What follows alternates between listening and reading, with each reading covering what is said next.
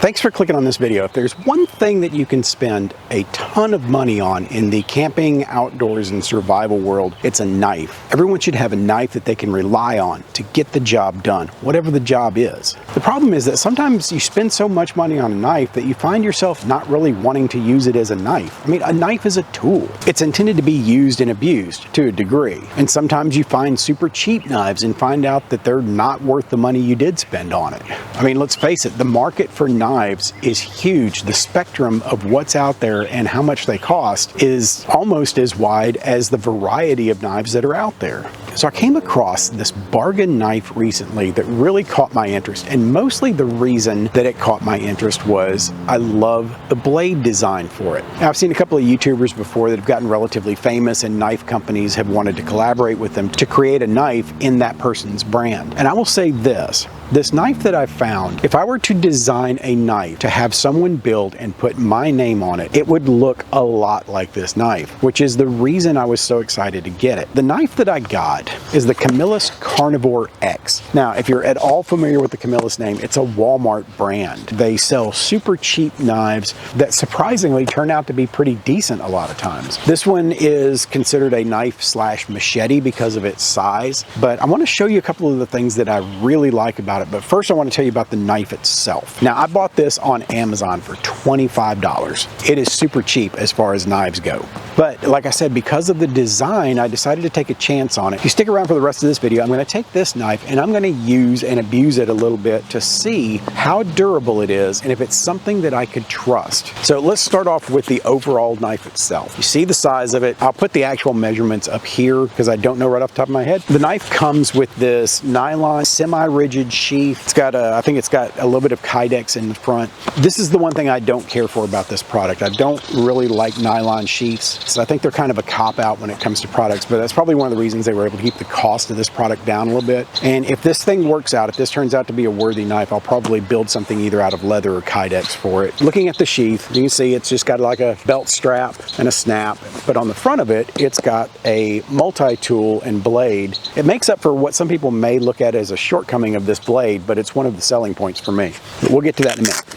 So this little tool, it's got a variety of different size openings for removing nuts or bolts. And of course, it's got a little blade and a point. It's got a little hook tip. I mean, it's a neat little addition. So even if I design a different sheath for it, I'll probably design something to keep that with it.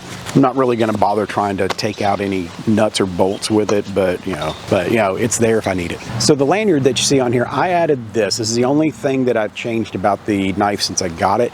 The reason I did that is because of the size of the blade. It's very forward heavy, which is one of the things I like about it, which means it also is going to tend to slip out of your hand. So I made the lanyard so that I could wrap it around my wrist, and that way I wouldn't lose it. But we're going to take this thing out and we're going to take a look at this blade and see what all the fuss is about and what it is I like so much about it. So the steel in this knife is what Camillus refers to as titanium bonded. Now, titanium bonded is a trademark. It's a product that is designed to apply titanium to stainless steel, which tells you what the blade's made of, and it basically impregnates the pores of the stainless steel with titanium, allegedly making the blade 3 times stronger. Now, 3 times stronger than what? What it would be without it, or 3 times stronger than something else? I'm guessing it's 3 times stronger than just making a blade out of stainless steel. All right, so let's take a look at this blade. Here we have the blunt tip machete style with a cutting edge, with a chisel tip, a blunt point, a cord cutter, and a saw. So the reason why, I said earlier that if I were to design a knife, it would be a lot like this. The reason for that is I like a knife with some forward momentum. I like a little bit of heft and a little bit of weight to the blade. So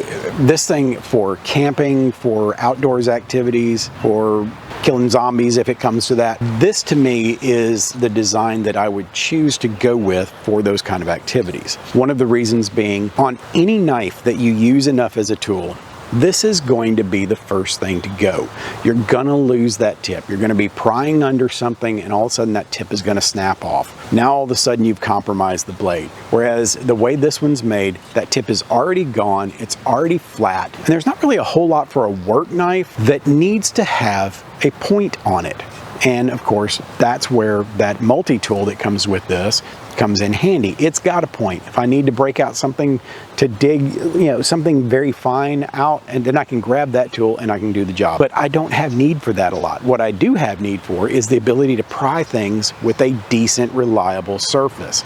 And that's what I get with this tip. Now I've got a cord cutter right here, so if I'm working with rope, I can just simply cut that. It's got a sawback that's got some pretty substantial teeth to it. It's got a double row of teeth here, and we're gonna try this out in a bit and see just how good that saw is, because usually if a tool like this is gonna be ineffective in some way, it's usually gonna be that saw. Now the saw has a lot of grip. I can feel it wanting to dig into my fingertips as I touch it, which means that it's gonna grab a hold of whatever you're working with. And of course you've got a long cutting blade on this, and it's relatively sharp. Let's see what it's gonna do with this little piece of paper. All right, it does a decent job of cutting. It's not a perfect razor edge, but it's gonna get the job done. The downside here is the plastic grip. It is checkered a little bit. If I'm working with this a lot and my hands are getting sweaty, this is not really what I'm gonna wanna rely on. So once again, change is coming. If this thing turns out to be a worthy tool, I will probably do a paracord wrap or something on the grip just to make it a little bit better. Of course, the thing about any knife is you gotta test it out. You got to see if it's going to work and if it's going to do the job. So let's go do that. Let's go bust some stuff up. Let's go slice a few things, and let's go see if the Camillus Carnivore X is going to be something that's worth you spending 25 bucks on to keep this thing around so that you have a knife that you can abuse and not feel bad if you break it. That being said, we also don't need a knife that's gonna break too easily. So we want to know, even though we're only throwing away 25 bucks because we broke the knife, we really put it through its paces before it did break. So I'm not gonna try to break it, but I'm also not gonna hold back while we test it. All right, so we got a little bit of wood. Let's just kind of see. It's got a good ability to cut in. That does a decent job. So let's go see what we can find to hack at. So I've got these old boards that have been leaning up against the shed for quite a while now, so I'm just gonna give these things a whack and see what happens.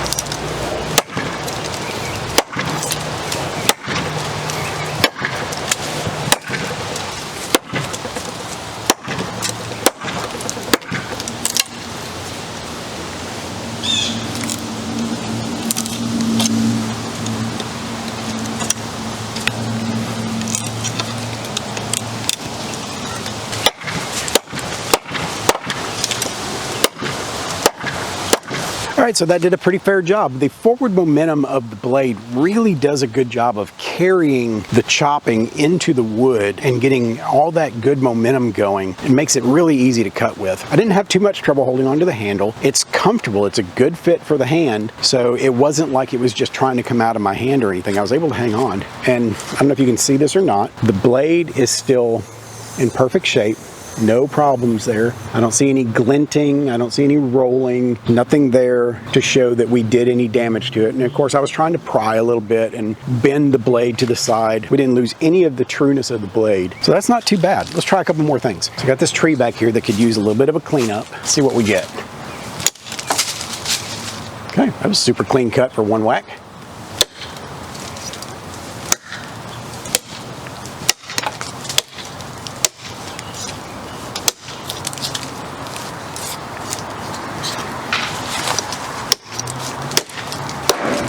Not bad.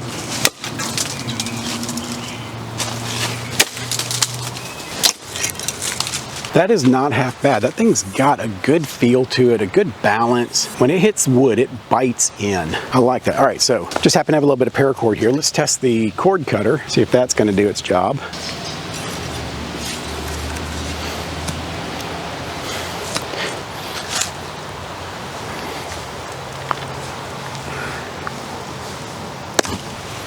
All right, so the cord cutter works. I will say it took a little more effort than I expected to cut that. I think that cord cutter could stand to be sharpened a little bit, because as with any kind of a tool, when you have multiple cutting surfaces, you don't necessarily want to have to be using two hands to work with this thing. That could stand to be a little sharper and just get in there and do the cutting, because there's too many things on this knife to catch your hand if you start reaching in and trying to work with it. That saw blade in particular, if you're trying to do stuff, I don't need this thing coming back at me like this and cutting me across the arm or hitting me in the face. So I need it to glide through. I don't need to have to pull with any force. Otherwise, I've got this thing jumping up and becoming an injury hazard. Let's test this saw blade to see if this is going to work. One of the issues with a saw on the back of a knife like this is knife handles are designed to be held this way.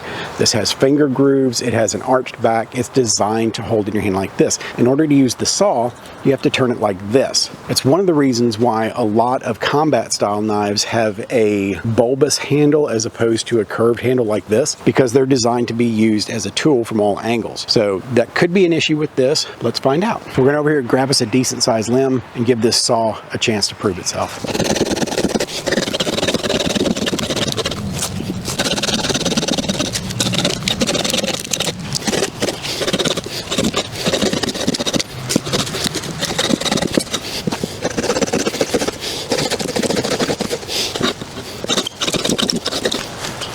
So the shape of the grip does create a little bit of an issue when it comes to using the saw. You can see I was trying it this way with one hand. I got in there with both hands, tried a couple of different weird angles with holding the handle like this. The saw does a decent job. The log that I was trying to cut was very wet and it kept binding up, but overall it got me far enough through it that I was able to break it the rest of the way. So we need to see how effective this is going to be as a tool for fire starting. I mean, if this is going to be the perfect camping and survival knife, then we need to know that we're going to be able to use it to start fires.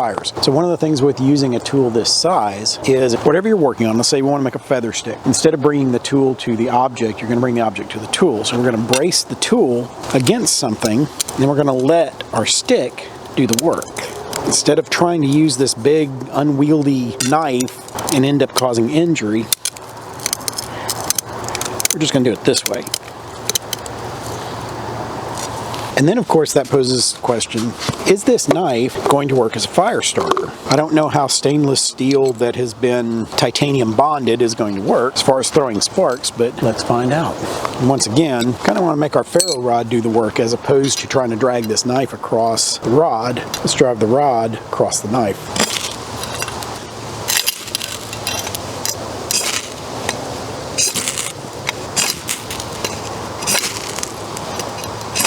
That throws some seriously hot sparks. Yeah, I'd say that's pretty effective.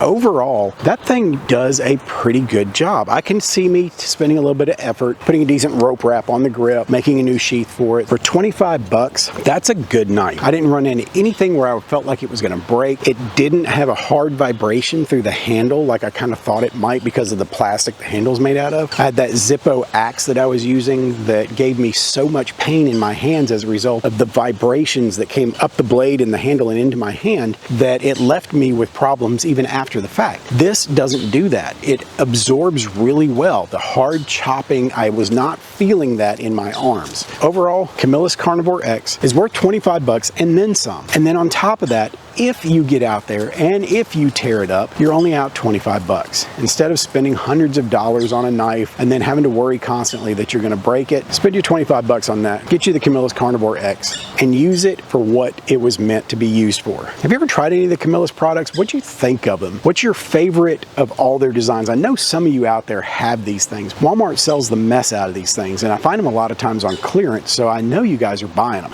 What do you think of the Camillus knives? Have you ever had a real problem with one of them, or did you find that you liked it a lot more than you thought you were going to? Tell me about it in the comments down below. That's going to wrap up this review of the Camillus Carnivore X, and until the next time, prepare for the world that you live in, not the one you wish existed. We'll see you around.